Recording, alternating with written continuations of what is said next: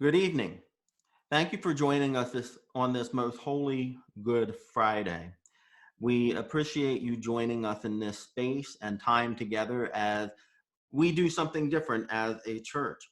Originally for Holy Week, we had planned to do a series of skits, and that, of course, is very difficult with everything going on in our world today. So today, you get invited into this space as our actors will read their parts, and we've invited you into each of our homes to participate. We ask that as you enter this holy space that you do so quietly. You are an observer. You are about to see perhaps what the disciples were thinking and experiencing on that night after Jesus was taken. You know, some of the time that they were alone for the first time in years. This is a night of darkness before the world changed, not only for the disciples, but also for all of us. Jesus has offered the disciples a new covenant. He has blessed the bread and the cup, beginning the journey that would lead to the cross, saving us through his suffering. Jesus went with his disciples across the Kidron Valley, where there was a garden, which he and his disciples entered. Jesus went off by himself to pray, asking the disciples to keep vigil with him, to stay awake by the fire. Although their spirits were willing, each time Jesus returned to them, he found them asleep. His hour was at hand, and as his trial begins, we go to the Garden of Gethsemane after Jesus has been arrested by the Romans. I am Judas Iscariot. I helped the Roman soldiers take Jesus away. I betrayed him with a kiss. They paid me 30 pieces of silver. I thought I was doing the right thing. I thought that Jesus would reveal himself as the Messiah when they came for him. I thought that he would strike down the Romans, freeing us from our oppression. I thought that he would reveal himself before Caiaphas, the chief priest, and the other high priests at his trial. He did none of these things. Even when Peter drew his sword and struck the high priest's slave, cutting off his right ear, Jesus told Peter to put up his sword. Then Jesus healed the slave's ear and was taken away. I have given our leader over to those who will punish him. How can I possibly return to my brothers, the other disciples? I have shared bread and wine with them for the last time. Christ has died.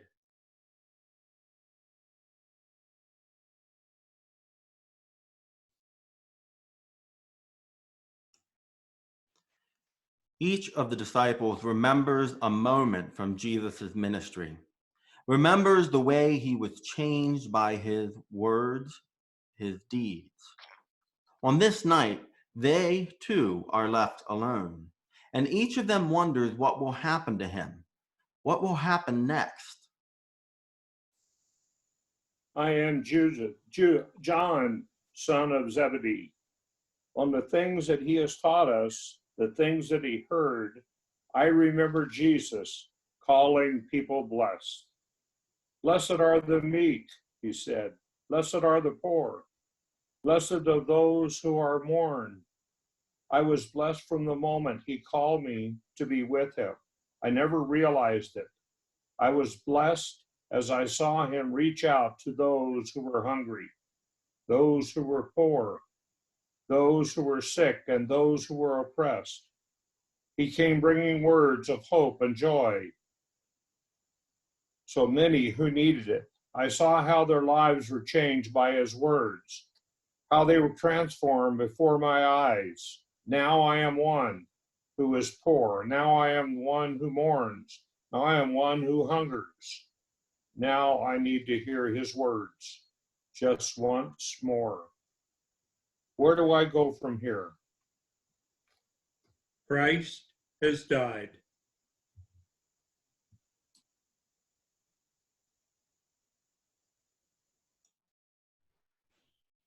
How do you recall in one night all the ways that Jesus has touched your life? How do you recall in one night all the ways Jesus touched the lives of others. So many wonders, so many miracles. Why did this son of a carpenter care for so many people? I am James, the son of Zebedee. Our journey was a long one with many peaks and valleys. No matter where we went, Jesus' reputation went before us. There were times when he had to go to the top of a hill to speak to the crowds. Sometimes he had to go out into a boat, out into the water a ways, so that he would not be overwhelmed. One evening, after he spoke to many and healed many, we continued our journey, and they followed. There were too many people to enter the town. They wouldn't have enough food for so many. We didn't have enough money to even feed them. We had only a few loaves and fishes, enough to feed ourselves. Jesus instructed us to break the bread and fishes up and to give it to the crowd. There were so many, too many for us to feed with the little that we had. And yet, every person who reached into the basket pulled out bread or pulled out fish. There was enough for everyone, and even some left over. I hunger to hear his voice once more, to sit and eat with him. I fear that I will never do either. Christ has died.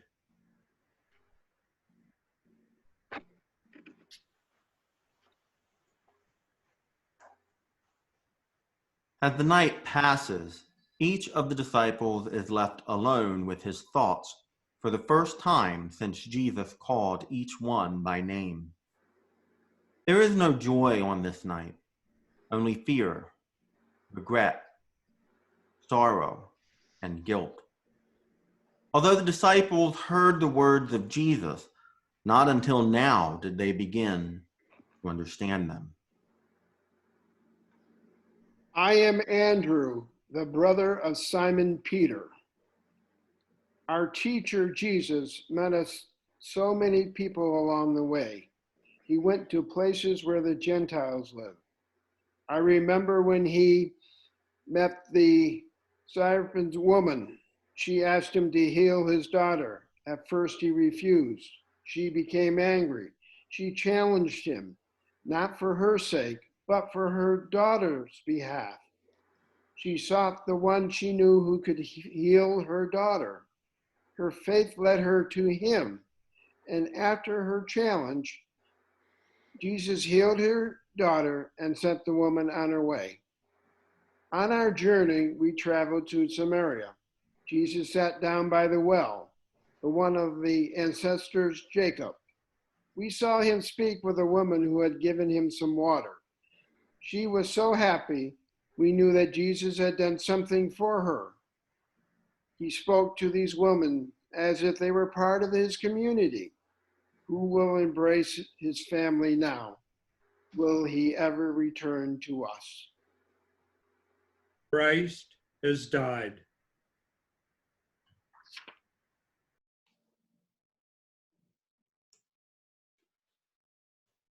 There was so much more that Jesus shared. How could the disciples take it all in? This was the first night of what was to come. This was the beginning of a new way. On this night, they could not realize that their time of darkness would not last forever.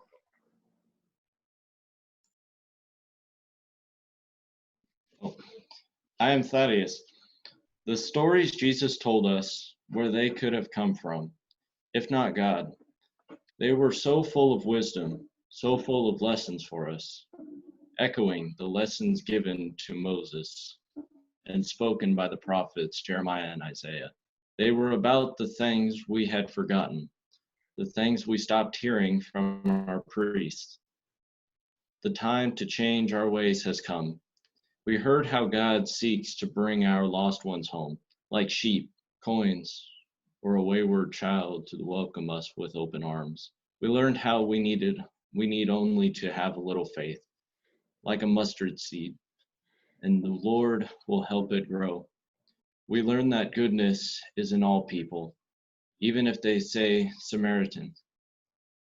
We learned that we must keep a vigil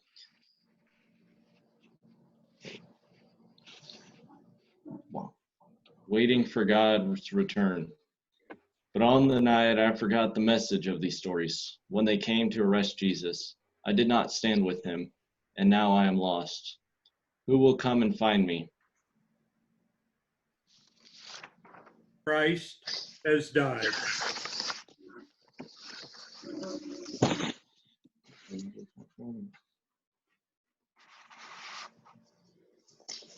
Jesus performed miracles everywhere he went. Blind people were able to see. Deaf people were able to hear. The lame walked. Demons were cast out. Many sought out Jesus, not only for themselves, but for someone they loved. I am Matthew. The crowd seemed to grow each day, yet somehow that woman reached Jesus and touched the bottom of his robe. He felt the power go out of him. We thought it the masses of people pressing in on him, but then the woman identified herself. She came forward and thanked Jesus for healing her. She had been hemorrhaging for 12 years. She had faith to believe that Jesus alone would heal her.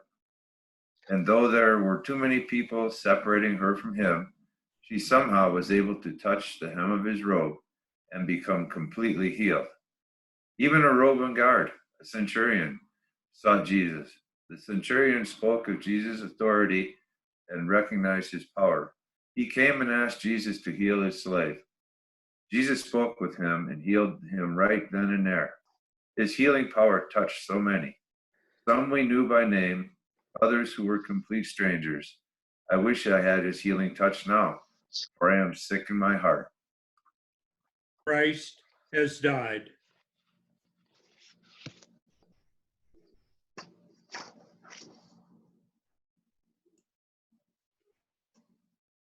This is the longest night of their lives.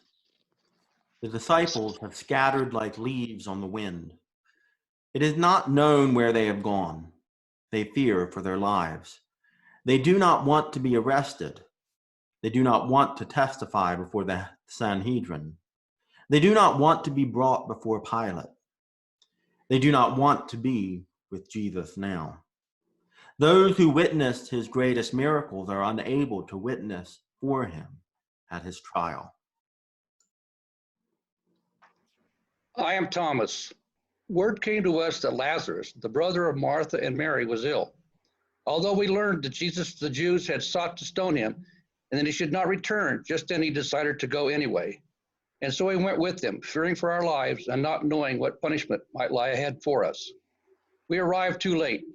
Martha came out of the village to meet us, to tell us that her brother was gone. Jesus then entered the village and went to Mary. When he saw that all around him were weeping for the loss of Lazarus, he also wept. We thought he would stay and mourn with the family. We thought he would stand by them, offering what comfort he could. He said, "Take away the stone." He prayed to God, thanking the Lord for hearing him. And then he said, "Lazarus, come out." And Lazarus did. I can still remember it like it was yesterday. Who will stand by Jesus now? Who will comfort him? Who will call Jesus out of the arms of those who arrested him? Christ has died.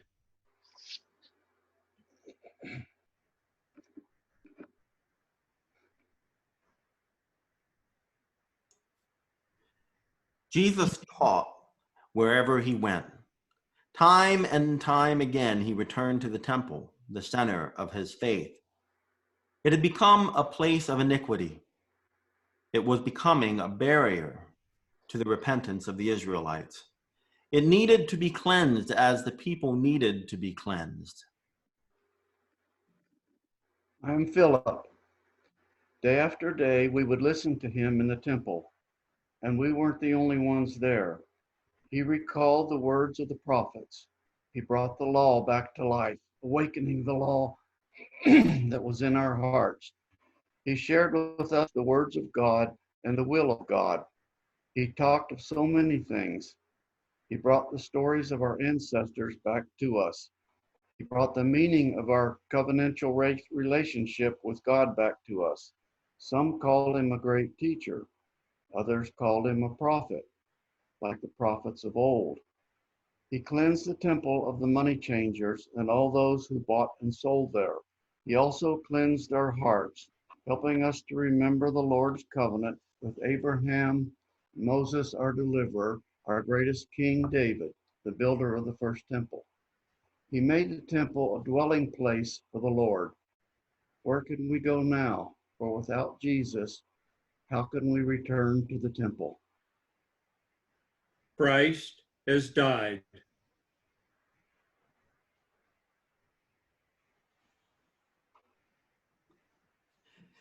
As Jesus' popularity grew, some were not comfortable with the message he preached and the words he offered. They did not know what to do with this man. They did not know if they should support him. They were blind to what they saw, deaf to what they heard in his teachings, in his healings, and in his ministry.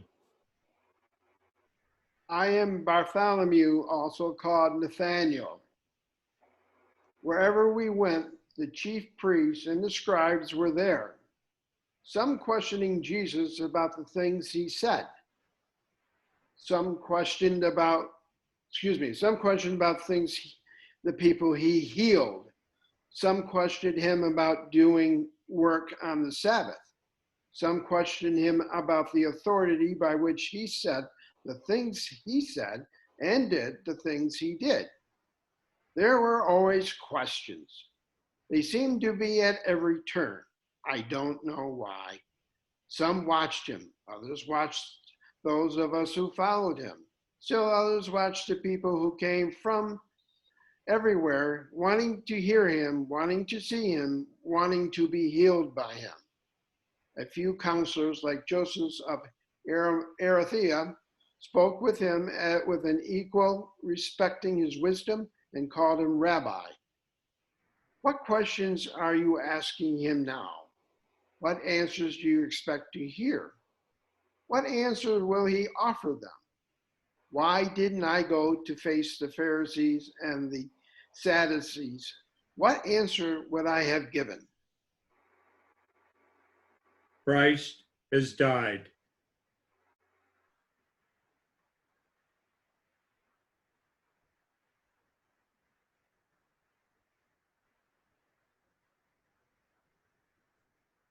Our expectations aren't always fulfilled. The hope of one day can quickly fade. Although the disciples were with Jesus and they heard what he said, they were not given to understanding it. They could not read the signs. They were too caught up in the present to see what would transpire in the future. I am James, son of Alphaeus. How did it all happen? When did it all happen? Wasn't it just a few days ago that Jesus sent us to find a colt? Didn't we come into Jerusalem in the midst of cheers, songs, and laughter? Men, women, and children came out to meet him upon the road, waving palms in the air. How the loud hosannas rang in the streets. They called him the son of King David. They called him the prophet of Nazareth in Galilee. He had changed the lives of so many people who were healed. People were full of hope. We were full of hope. We felt our world was changing. What a new time was coming. The people were with us. The people were with Jesus, and now no one is with him, not even one of us.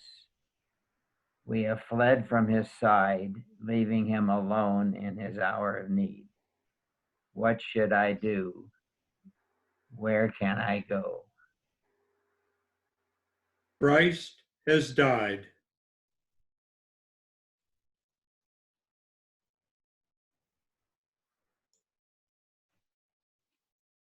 As clarity comes, as the disciples begin to believe, they are left to deal with what they didn't do on this night. For a time, they will be overwhelmed by their regret, by their failure. But in time, they remember the significance of Jesus' life. They remember the significance of this night. of the Last Supper, of forgiveness. I am Simon the Zealot. Tonight, Jesus spoke of so many things. He spoke of the promise of kingdom to come. He spoke of a new covenant between our Lord and the people. He spoke of a new commandment of love. My head buzzes as I try to remember all the things he spoke of. Has it only been a few years since he called our names to follow him so that he could teach others a new way? He sent us out to share what we had learned, empowering us to speak to the hearts of others wherever he went. What did he say about the kingdom to come? It was about being born anew, about being born of the Spirit. We were to change our ways, to hear the message he shared, and to live it. He warned us to be ready, for no one knew, not even he, when this kingdom would arrive. He tried to prepare us for the suffering that would come, and on this night he must suffer alone. For when they came to arrest him, I didn't have the courage to go with him. Christ has died.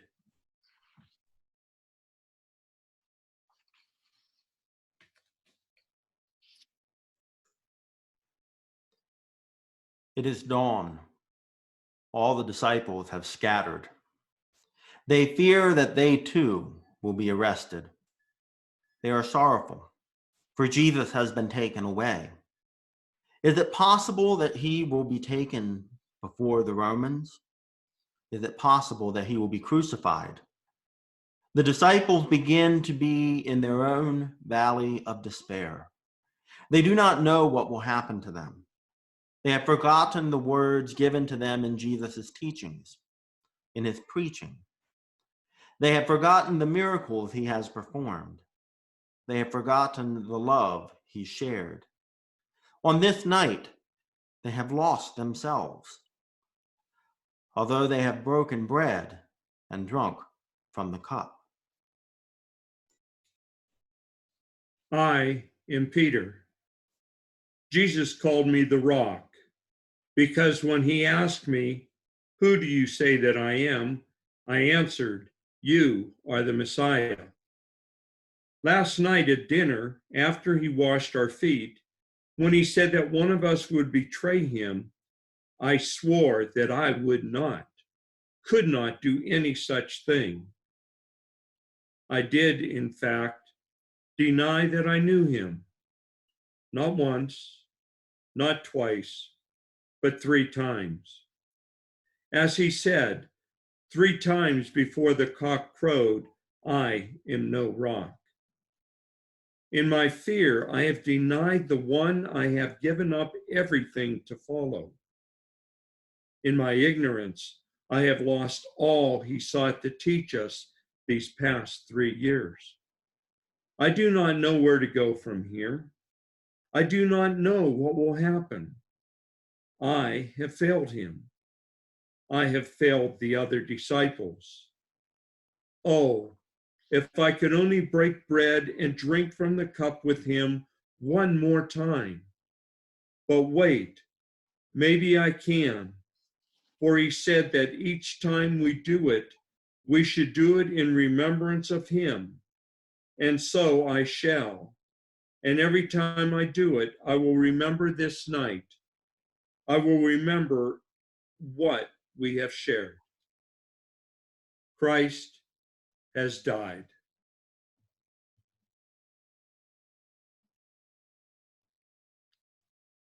Christ has died.